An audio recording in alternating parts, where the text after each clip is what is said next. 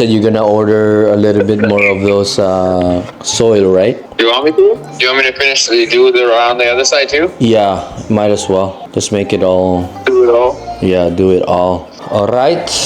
Okay, hold on. So when can you do that? Probably this weekend. Okay, yeah, no problem. So are we meeting at that place at lunch? Oh, not lunch. Yeah, it should be 11. okay for that. Huh? 11. Yeah. Yeah, it should be okay for that. All right. Sounds good, my friend. Okay. Guys, guys. Say hi. Going playground from my heart. What? So guys, meron tayong ka-coffee today. He said he's from Vancouver and he said it's in real estate. Hopefully he's not gonna waste my time, but we will see. Yeah, I'm gonna meet him around 10. Tapos may gagawin kaming parang paneling for the bathroom. So I gotta meet Francisco there. Tapos idadrop ko yung bago nating hat dun sa gagawa ng embroider. Tapos I'm gonna shoot some content. Tapos maybe visit Project Maples kasi I haven't seen that. Right, Emil?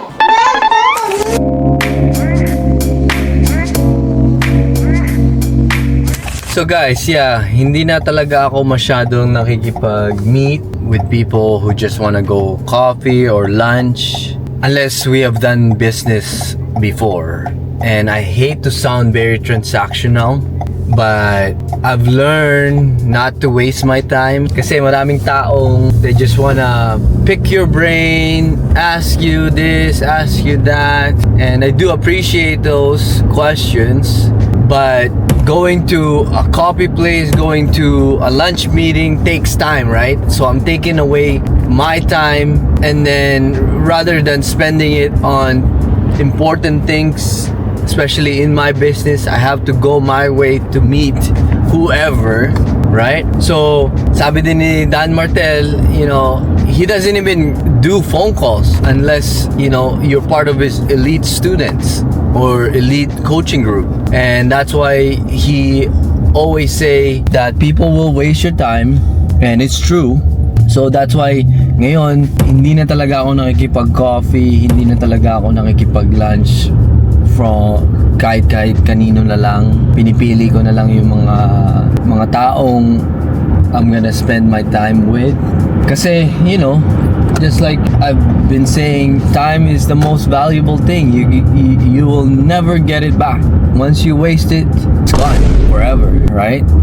Meron ngang mga taong nagme-message sa akin sa Facebook. They're interested of what I do and they wanna get on the phone. I said, look, here's what I do. Here's the video.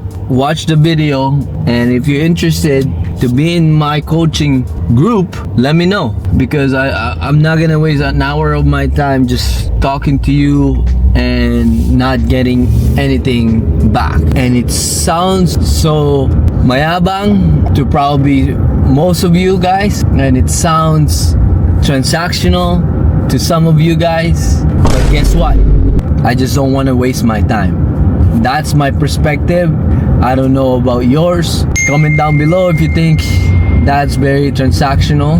But at the end of the day, I value my time. And if you don't, then we're not on the same page. So I'm gonna go meet this guy. His name is Chris. Hopefully we get some value out of this meeting.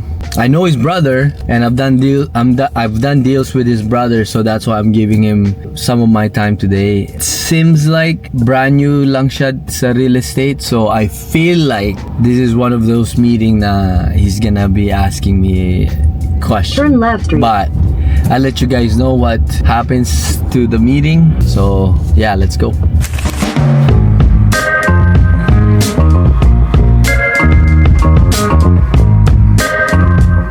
Okay guys, just finished the meeting with Chris. I would say it was a great meeting. I liked him. He's doing big things in Vancouver. Might be meeting him sometime when I stop by there. So yeah, it was a great meeting. Great talking to him. Cool guy. So ngayon, papunta na ako dito sa shop kasi I'm gonna look into a wood or a paneling para dun sa wash natin, dun sa project natin. So I'm gonna go there, see kung ano yung itsura ng paneling. Instead of putting tub surround tiles, I'm gonna do paneling sa washroom. So tara, samahan niyo ako.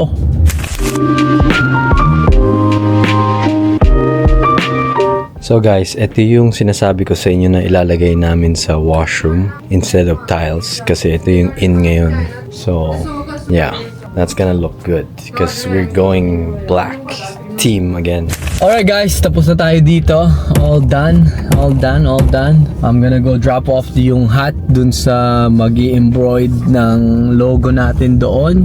Papakita ko sa inyo pagka tapos na yung hat natin. And yeah, let's go there. Alright guys, dito na tayo. Drop na natin tong hat natin para maumpisahan na. Look at this building, yo. Ang ganda niyang pagka-painting. Ayan, oh. Look at that. So cool, eh? House of Local. Oh, what's up, bro? Basta.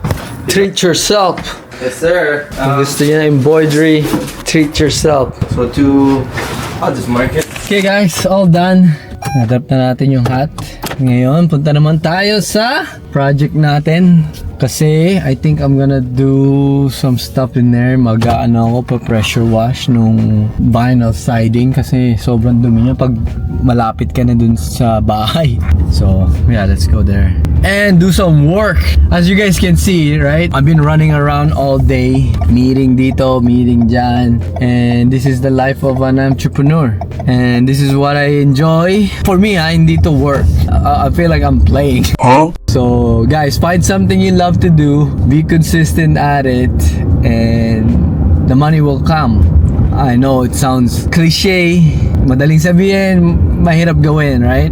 I would say if you really want to be an entrepreneur, start a side hustle first before you go in, especially kung may family ka. Pero kung wala kang family, single ka, just go all in. Kung bata ka pa, you know, you're in your 20s, 50s or teens, bro, go all in.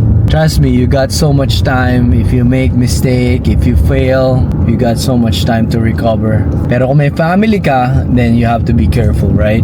Kasi ganun yung ginawa ko. Hindi muna ako nag-quit ng full-time ko for 2 years straight. I've been doing both full-time job tapos yung real estate, and I was grinding. But yeah, yun ang advice ko sa inyo. Kung single ka, kung bata ka pa, go all in. Trust me, it will be worth it. Nag-iisip ako ng mga content na gagawin. Pero ito lang yung content na naiisip ko. As you guys can see, pagka meron lang ako specific content na ginagawa, medyo maliit yung vlog. Pero pagka I show my day in a life like this, mas mahaba yung vlog kasi mas marami akong ginagawa. Minsan, there's our days na talagang wala akong ginagawa, which is, you know, relaxing day ko. Pero most of the time, pag may project talaga, busy ako. So yeah, I think I'm just going to continue yung day in the life kind of vlog. Pero pagka may specific na vlog akong gagawin na medyo mahaba, yun lang ipapakita ko. Pero kung wala naman, ganito lang yung gagawin ko. Sana nakakatulong. Sana mag-subscribe kayo. So yeah, let's go to my project.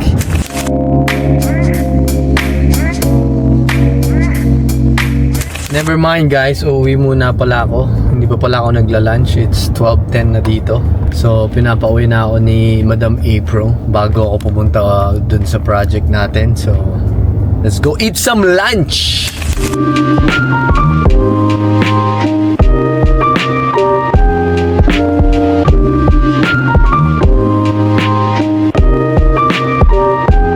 Okay guys, dito na tayo sa project natin. And ayun na yung gagamitin nating pressure wash. Gagawin natin tong sidings na yan, tsaka yung brick. Kasi as you guys can see, the siding is dirty like Francisco. Oh, yo. As you guys can see, madumi siya. So that's what we're doing today. Okay guys, Francisco doesn't want to help me. Such a pain in the ass. Do some real man's work. Why are you laughing, bro? Let's go. 150 bucks. Fuck off. 150 bucks. Here, 150 bucks.